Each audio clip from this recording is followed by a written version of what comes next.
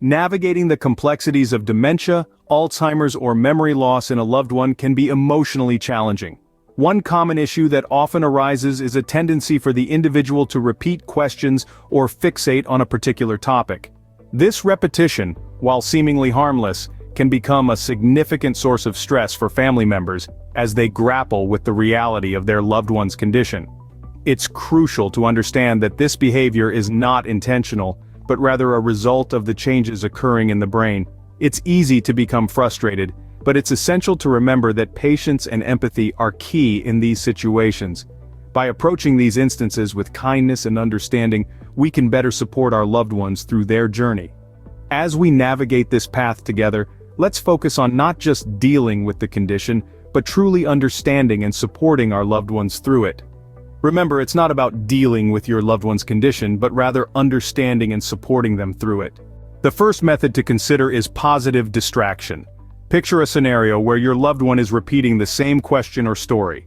Instead of getting frustrated, try gently guiding their attention towards a favorite memory or activity. You might bring up that unforgettable family picnic by the lake, or their passion for painting landscapes. The goal here is to shift their focus onto something that sparks joy and interest. Positive distraction can be a game changer. It provides a comforting diversion from any anxiety or confusion they might be experiencing. However, it's crucial that this transition feels natural. Abrupt changes can be disorienting, so try to weave these distractions into your conversation subtly. For instance, if they're fixated on a certain topic, you could say, "That reminds me of the time when," and introduce the new subject. Remember, patience is key. Positive distraction can be a useful tool, but it's important to be patient and not force the conversation to change too abruptly. The second strategy we'll explore is therapeutic fibbing, a somewhat controversial yet often effective approach. Now, that term might raise some eyebrows. In essence, therapeutic fibbing involves telling a small white lie with the intent of comforting or calming your loved one. You see, individuals with dementia or Alzheimer's sometimes struggle with understanding the reality that surrounds them, which can cause distress. Therapeutic fibbing aims to alleviate this distress by adjusting the reality to something that's more calming for them.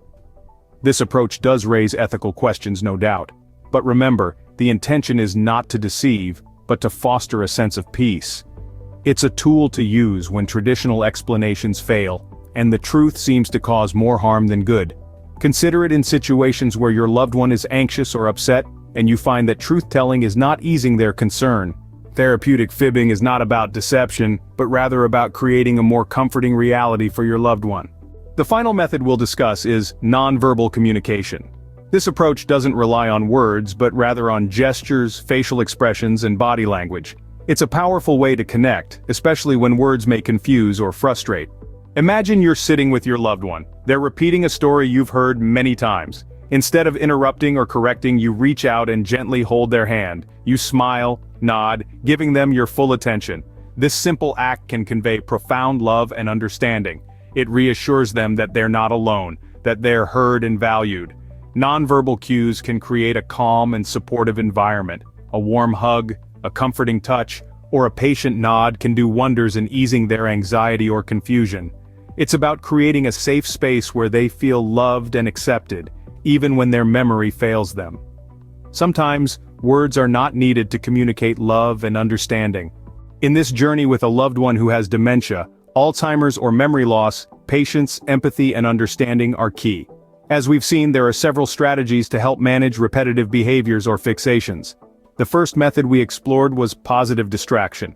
By shifting focus to a different, engaging activity, we can help alleviate the repetition while maintaining a positive atmosphere.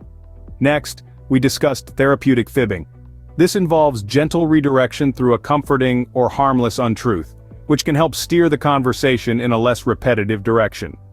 Lastly, we highlighted the power of nonverbal communication. Sometimes a reassuring touch or a simple nod can communicate more than words. Choosing the right method will depend on your loved one's needs and personality. It's all about making them feel loved, valued, and understood. Remember, every day may not be good, but there is something good in every day. Your love and support can make all the difference in your loved one's journey.